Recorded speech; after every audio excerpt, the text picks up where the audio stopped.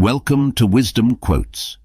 Today be inspired by Benjamin Franklin. We are pleased to present his brilliant letter, Advice to a Friend on Choosing a Mistress.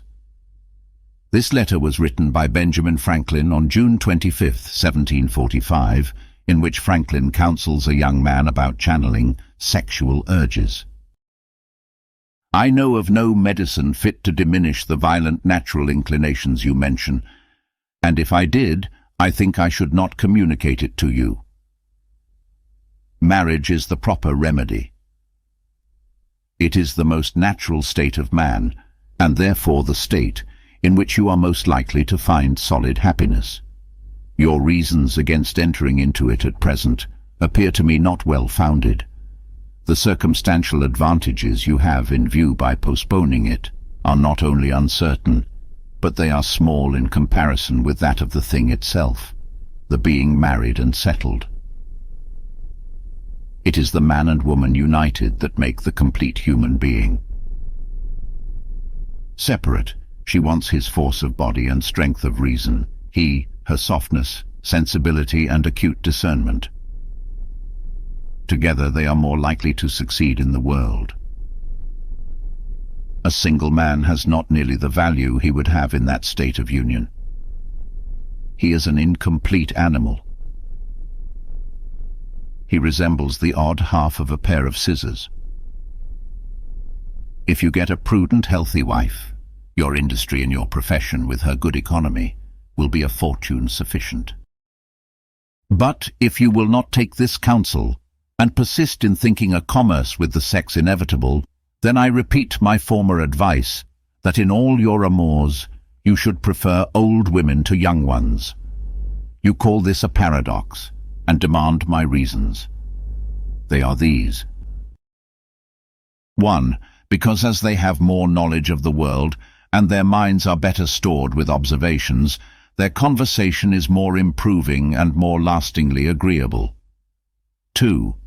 Because when women cease to be handsome, they study to be good. To maintain their influence over men, they supply the diminution of beauty by an augmentation of utility. They learn to do 1,000 services, small and great, and are the most tender, and useful of all friends when you are sick. Thus they continue amiable. And hence there is hardly such a thing to be found as an old woman who is not a good woman. 3.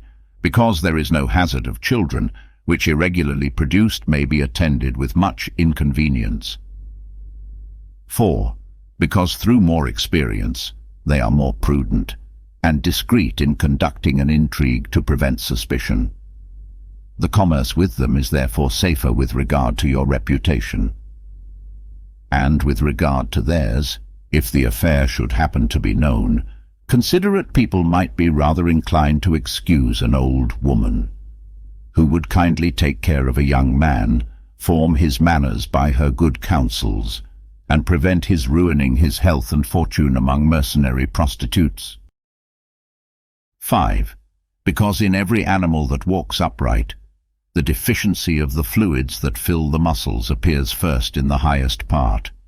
The face first grows lank and wrinkled, then the neck, then the breast and arms, the lower parts continuing to the last as plump as ever.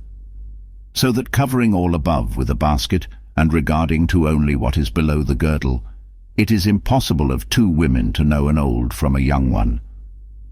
And as in the dark all cats are grey, the pleasure of corporal enjoyment with an old woman is at least equal and frequently superior, every knack being by practice capable of improvement. 6. Because the sin is less. The debauching a virgin may be her ruin, and make her for life unhappy. 7. Because the compunction is less. The having made a young girl miserable may give you frequent bitter reflections, none of which can attend the making an old woman happy. 8thly and lastly, they are so grateful.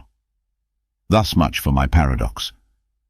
But still I advise you to marry directly. Being sincerely your affectionate friend. You might enjoy wisdom quotes from other great thinkers.